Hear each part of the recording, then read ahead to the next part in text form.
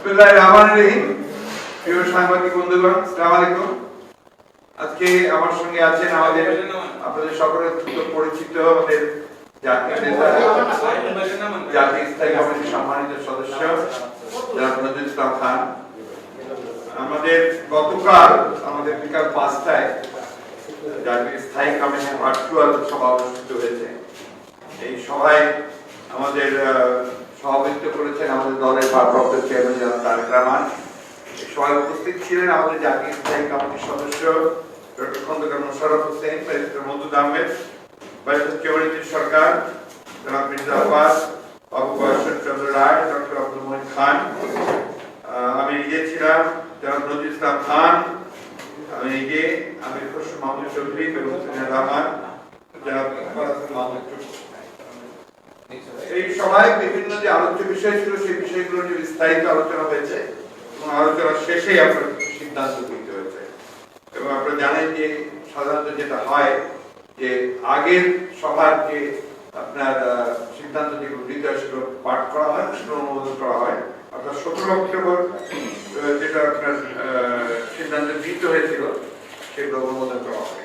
পরবর্তীতে একটা অত্যন্ত গুরুত্বপূর্ণ বিষয়ে আপনারা আমাদের বিএনপির যে বক্তব্য, সেই বক্তব্য আমি আপনাদের সামনে এখন বলছি। পবিত্র ধর্ম ইসলাম এবং মহানবী হযরত মুহাম্মদ সাল্লাল্লাহু আলাইহি ওয়াসাল্লামের ন্যায়চিত্র কার্টুন প্রকাশ, তার পক্ষে ফ্রান্সের প্রেসিডেন্টের অবস্থান গ্রহণকে কেন্দ্র করে সারা বিশ্বের 200 কোটিরও বেশি মুসলমান সহ সকল ধর্ম বর্ণের কোটি কোটি যুক্তিবাদী ধর্মপ্রাণ মানুষ এবং বিভিন্ন রাষ্ট্র যে ক্ষুব্ধ প্রতিক্রিয়া ব্যক্ত করে চলেছে, বিএনপি তার সাথে একাত্মতা ঘোষণা করেছে, একাত্মতা ঘোষণা করছে। সকল ধর্মের মানুষের ধর্ম বিশ্বাসের প্রতি শ্রদ্ধাশীল বিএনপি মনে করে যে মত প্রকাশের স্বাধীনতার নামে কোন ধর্ম নেতার অবমাননা কোনোভাবেই সমর্থনযোগ্য হতে পারে না। রাসূল পাক সাল্লাল্লাহু আলাইহি ওয়াসাল্লামের কার্টুন প্রকাশকে বিএনপি তাই একটি গর্হিত অপরাধ বলে গণ্য করে এবং তীব্র নিন্দা জানায়। একইভাবে ধর্মীয় সহিষ্ণুতায় বিশ্বাসী বিএনপি মনে করে যে মহানবী সাল্লাল্লাহু আলাইহি ওয়াসাল্লামের কার্টুন প্রকাশ সমর্থন করা যেমন ধর্মবিদ্বেষকে উস্কিয়ে দেওয়ার মতো অপরাধ, তেমনি প্রতিবাদের ভাষা হিসেবেও মানুষ হত্যাও গ্রহণযোগ্য নয়।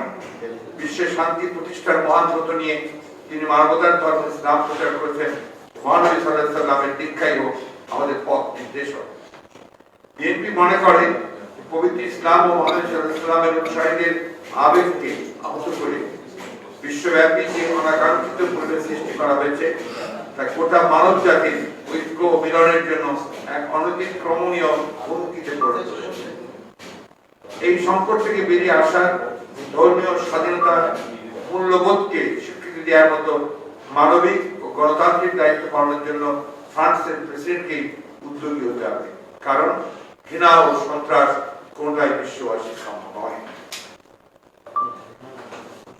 3, আপনারা জানেন যে নির্বাচন কমিশন ইতিমধ্যে স্থানীয় সরকার নির্বাচন আইন 2020 এই শিরোনামে একটি আইন প্রণয়ন করার কাজ করছে এবং তারা এই বিষয়ে রাজনৈতিক দলগুলোর মতামত চেয়ে তারা আমাদেরকে চিঠি দিয়েছিল। সেই চিঠি বিষয়ে এবং এই প্রস্তাবগুলো, এই আইনের যে খসড়া, সেই খসড়া আইনকে পর্যালোচনা করার জন্য এবং তাকে সে বিষয়ে আমাদের মতামত প্রদানের জন্য আমাদের জাতীয় স্থায়ী কমিটির সদস্য জনাব নজরুল ইসলাম খানের নেতৃত্বে একটি কমিটি গঠন করা হয়েছিল। সেই কমিটি বিস্তারিত আলোচনা পর্যালোচনা করে আইন সংশোধনের যে প্রতিবেদন পেশ করেন তা সেই সভায় পেশ করা হয় এবং কিছু সংশোধনের মাধ্যমে তা গৃহীত হয়। জনাব নজরুল ইসলাম খান এবং তার সহযোগী সদস্যদের এই গুরুত্বপূর্ণ বিষয়ে যথাযথ সুপারিশ পেশ করার জন্য ধন্যবাদ, অভিনন্দন জানানো হয়। আজকে 1-11-20 বিএনপির প্রতিনিধি দল দুপুর 3টায় নির্বাচন কমিশনে আমাদের যে চিঠি এবং সুপারিশ, সেই চিঠি সুপারিশটা নিয়ে তারা যাবেন এবং সেখানে তারা পেশ করবেন। এবং এই বিষয়ে 2-1 দিনের মধ্যেই সম্ভবত আগামীকালই আমরা একটা বিস্তারিত প্রেস কনফারেন্স বলবো। এটা অত্যন্ত গুরুত্বপূর্ণ বিষয় যে আইন তারা করতে যাচ্ছে বা প্রস্তাব করেছে এই আইনগুলো করলে এটা গণতন্ত্রের জন্য একটা মারাত্মক হুমকি হয়ে দাঁড়ায় এবং যেটা আমরা বলি অবাধ সুষ্ঠু নির্বাচন সকল দলের অংশগ্রহণের মাধ্যমে সেটা বেশ কঠিন হয়ে পড়বে। আমি এবং আমাদের খান সাহেব যিনি সবসময় কমিটির আহ্বায়ক ছিলেন, তার আমরা দুজন বিষয়ে সমালোচনা করব। বিকেলে আমরা 4টার সময় আমরা এটা করবো, বিকেল 4টায়। 4 মহান স্বাধীনতার সুবর্ণ জয়ন্তী উদযাপন উপলক্ষে ইতিপূর্বে গঠিত বিএনপির কেন্দ্রীয় উদযাপন কমিটির পূর্ণাঙ্গ 115 সদস্যের কমিটি অনুমোদন করা হয়।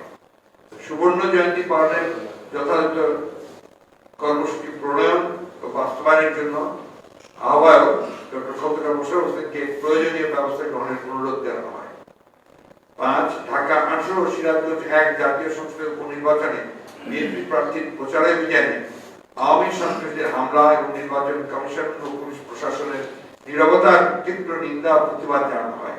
অবিলম্বে সুষ্ঠু পরিবেশ সৃষ্টি করার আহ্বান জানানো হয়। আগামী 7 নভেম্বর জাতীয় সংহতি বিপ্লব দিবস যথাযোগ্য মর্যাদার সঙ্গে পালনের সিদ্ধান্ত গৃহীত হয়। সভায় বরিশাল বিভাগীয় সাংগঠনিক সম্পাদক জান শিরিন বরিশাল বিভাগের সাংগঠনিক প্রতিবেদন পেশ করেন। সভা শেষে সভাপতি সভাপতি ধন্যবাদ জানিয়ে সভার কাজ শেষ করেন। ধন্যবাদ। আমার মনে আজকাল কোনো প্রশ্ন থাকার কথা না। আইনটা নিয়ে যে আইনটা আপনারা আগেও বলেছেন, এটা একটু বলবেন যে কি কি এটা পাবেন আপনারা আগামীকাল। আগামীকাল ধারা বিপক্ষে যাচ্ছে না, এটা আগামীকাল আমরা ওইজন্যই একটু সময়টা নিচ্ছি। আজকে এটা বলতে গেলে আপনার দুটো জিনিস সামনে এসে যাবে। ডাউট হয়ে যাওয়ার সম্ভাবনা, যেটা ফ্রান্সের রিয়াকশনটা আমরা দিয়েছি, এটা আজকে একটু হাইলাইট হওয়া দরকার। আর ওটা আমরা কালকে দুটোর সময় একটা করবে। হ্যাঁ, নজরুল হয়ে যাবেন আজকে? না না, নজরুল যাবে না। আমাদের আপনার মোহন সাহেবের নেতৃত্বে আমাদের যুগ্ম সম্পাদক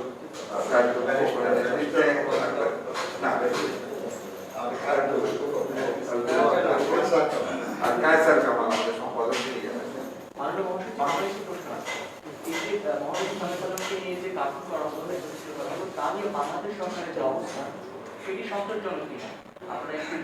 সরকার তো আনুষ্ঠানিকভাবে জানায়নি, আপনারা কি মনে করেন? প্রতিবাদ জানাই না। বাংলাদেশ সরকার কোনটাতে প্রতিবাদ জানায় আর কোনটাতে জানায় না, এটা খুব আপনার দুরূহ বলাই যায়। কারণ আপনার লক্ষ্য দেখবেন যে বাংলাদেশের সার্বভৌমত্ব যেখানে আপনার প্রশ্নের সম্মুখীন হয়, সীমান্তে গুলি করে মারা হয় যখন আমরা আমাদের নাগরিকদেরকে, সেই বিষয়ে কিন্তু বাংলাদেশের সরকার কোনো প্রতিবাদ বা কোনো কিছু তারা বলে বা জানায় না। এবং আজ পর্যন্ত বাংলাদেশের জনগণের যে ইচ্ছা আকাঙ্ক্ষা, তাদের যে আপনার যে সমস্ত চিন্তা ভাবনা, সেগুলোকে লক্ষ্য করে কেন্দ্র করে বাংলাদেশ সরকার কিন্তু কখনো সেই ধরনের স্ট্যান্ড তারা নেয়নি। এবং আমার মনে হয় সেই কারণেই হয়তো তারা এখন পর্যন্ত কোনো রিয়াকশন দেয়নি। এবং তাদের যে চরিত্র, সেই চরিত্রটাই পরিষ্কার হয়েছে। গতকালকে আওয়ামী লীগের সাধারণ সম্পাদক ওবায়দুল কাদের প্রতিনিধি কথা বলে কালকেও বলেছেন আপনাদের নিয়ে রাজপথের রাজনীতিতে বিএনপিকে এখন হাজার পাওয়ারে বাতি জ্বালিয়ে খুঁজে পাওয়া পুরনো ওই কাশ্মীর এগুলো এবং আমাদের খাটতে ইচ্ছা করে না, বুঝছে যে উনি তো বলা উচিত না, আমার আর কি একদমই বলা উচিত না। আপনার আর কোথাও না থাকুক, ওনার মুখে তো বিএনপি আছে প্রতিদিন। আমি কথা বলেছি তাদেরকে গত সম্মেলনে বলেছি যে বিএনপি তো নাই কোথাও, কিন্তু ওবায়দুল কাদের কাছে বিএনপি সবচেয়ে বড় সমস্যা। আরেকটা বিষয়, উনি আজকে বলেছেন যে বৈদেশিক মুদ্রার রিজার্ভ $41 বিলিয়ন ছাড়িয়েছে, নতুন গতি এসেছে প্রবাসীদের আয়ে। এসব বিএনপি ইতিবাচক হিসেবে দেখেন? তো আপনার তাদের যে মিথ্যা প্রচারণার একটা অংশ আছে। আপনার এই রিজার্ভ $1 বিলিয়ন বাড়ছে কি তাদের জন্য না আপনার বাংলাদেশের মানুষের জন্য? তারা তো আপনার বাইরে কাজ করছে, আপনার এখানকার যে উদ্যোক্তা তারা আপনার গার্মেন্টস বাইরে পাঠাচ্ছে, আপনার রিজার্ভ আরেকটা রিজার্ভ আরেকটা কারণ হচ্ছে যে আপনার এখানে তো ইম্পোর্ট হচ্ছে না মেশিনারিজ। আপনার যে শিল্পের জন্য যে সমস্ত মেশিনারিজ ইম্পোর্ট করা দরকার সেগুলো তেমন হচ্ছে। আবার অর্থাৎ আপনার শিল্প প্রতিষ্ঠান করে উঠছে না নতুন করে, যার ফলে কিন্তু আপনার রিজার্ভের পরিমাণটা বাড়ছে। ম্যাডামের শারীরিক অবস্থা সবচেয়ে সুযোগ। ম্যাডামের শারীরিক অবস্থা আগের মতোই আছে, এতটুকু থ্যাংক ইউ। জি। ব্যাপারে আমরা দেশে বড়টা আমাদের লোকজনের চাকরি চলে যাচ্ছে, নতুন লোকরা যেতে পারছে না এবং অসংখ্য লোক চাকরি হারানো ফলে তাদের যা যা সঞ্চয় ছিল যে কোনো সময় তারা চলে আসতে হতে পারে।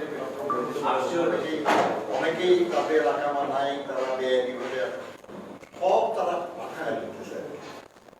এর ফলে পরিমাণটা একটু বেশি আসা, কিন্তু এর যে কনসিকুয়েন্সটা এটা সরকার অনুমান করতেছে না। খুশি আর কি যে অনেক টাকা আসতেছে, কিন্তু কি যে পরিস্থিতি আসলে সেখানে চলতেছে এটা গভর্নমেন্টের দেখা দরকার আর কি। কারণ অলরেডি এই কয়েকদিন আগেই দেখলাম যে আমাদের দেশের যে পরীক্ষা দিতে বেরোচ্ছে আর কি, যে 30 to 40% রেমিটেন্স কমে গেছে। আপনি কুয়েতের বা আইন পাবেন প্রবাসী হয়ে যাবে, সৌদি আরবে আইন হচ্ছে এই জিনিস নতুন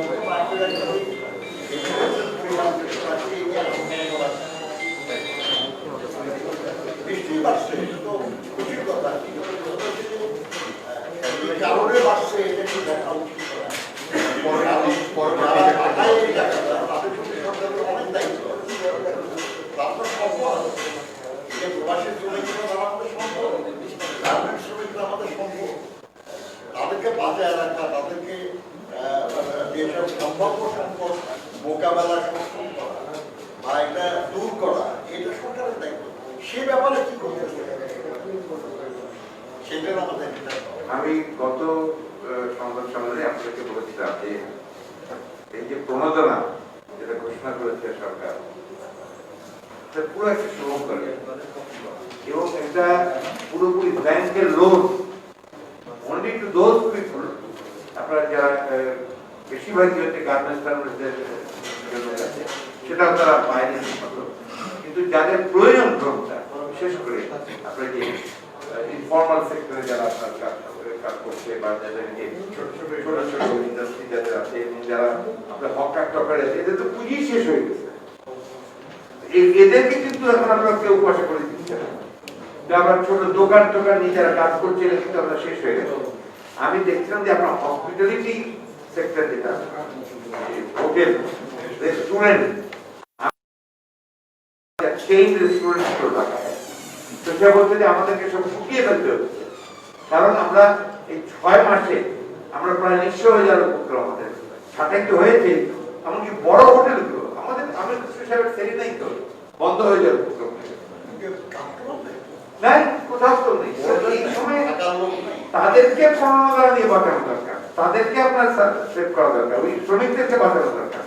আজকেও পত্রিকায় এসেছে যে আপনার মেইনলি আসলে প্রণোদনাটা কার কাছে যাওয়া উচিত, পয়সাটা কার কাছে, কনজিউমারের যদি আপনার টাকা না থাকে পকেটে, তো হু উইল বাই, কিনবে করতে। তো সেই সাধারণ মানুষ যারা কেনে, যারা ভ্যাট দেয় আর ওরা চুরি করে, সেই সাধারণ মানুষের পকেট তো খালি হয়ে গেছে। এটা বাস্তবতা। আমরা ঠিক আপনারা এখানে আমরা যারা আছি অনেকে আমরা হয়তো বুঝতেও পারি না, তো সাধারণ মানুষের কিন্তু আসলেও খুব খারাপ। অনেকে ঢাকা ছেড়ে চলে গেছে, বাড়ি ভাড়া দিতে পারে না, পার্টি দিয়েছে, এখানে চাকরি আছে চাকরি করে, অনেকে তো চাকরি চলে গেছে। এটা হচ্ছে বাস্তবতা। আপনাদের মিডিয়াতে আপনারা নিজেরাই খুব ভালো করে জানেন যে কতজনের চাকরি চলে গেছে, এবং সকলের তো 20% করে আমি যত জানি 20% বেতন কমিয়েছে। হ্যাঁ, এইগুলো ইম্পর্টেন্ট যে চাকরি গেছে কিছু লোকের, আবার কিছু লোক আছে তাদের বেতন হ্যাঁ কম দিয়ে বলছে ভাই একটু থাকো না, হয় না থাকো। আমাদের একজন পরিচিত বন্ধু উনি আমাকে বলছিলেন যে আমি তো গাড়ি চালাই, এখন তো গাড়ি বন্ধ করে দিয়েছি, কারণ যে বেতনটা কমে গেছে তাতে করে আমি আর তেল এফোর্ড করতে পারি।